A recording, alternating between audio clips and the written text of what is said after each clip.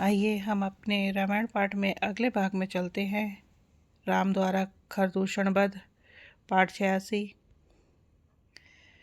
खरदूषण 14,000 सैनिक लेके भगवान के साथ युद्ध करने आए हैं। सभी असुर मायावी हैं और भगवान के साथ युद्ध कर रहे हैं। देवता यह देखकर डरते हैं कि प्रेत 14,000 हैं और अयोध्यानाथ जी श्री राम जी अकेले हैं।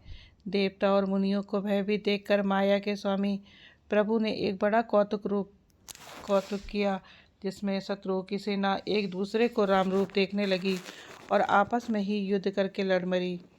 सब यही राम है, इसे मारो। इस प्रकार राम राम कहकर शरीर छोड़ते हैं और निर्वाण पद पाते हैं।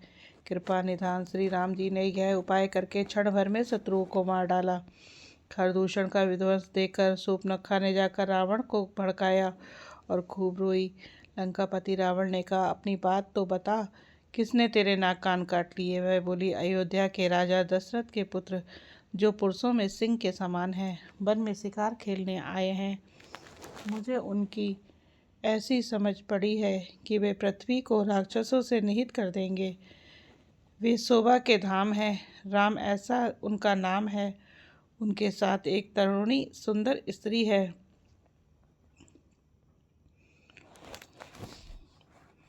उस स्त्री जितनी सुंदर नारी कहीं भी नहीं है। उन्हीं के छोटे भाई ने मेरे नाक कान काट डाले। मैं तेरी बहन हूँ। यह सुनकर वे मेरी हंसी करने लगे। फिर खरदूषण सहायता करने आए।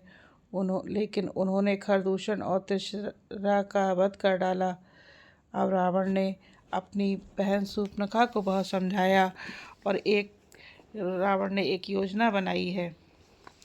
इधर लक्ष्मण जी जब कंदमूल लेने के लिए वन में गए, तब अकेले में कृपा और सुख के समूह श्री रामचंद्र जी हंसकर जानकी जी से बोले, सुनो, मैं अब कुछ मनोहर मनुष्य लीला करूँगा, लेकिन जब तक मैं राक्षसों का नाश करूँ, तब तक तुम अग्नि में निवास करो।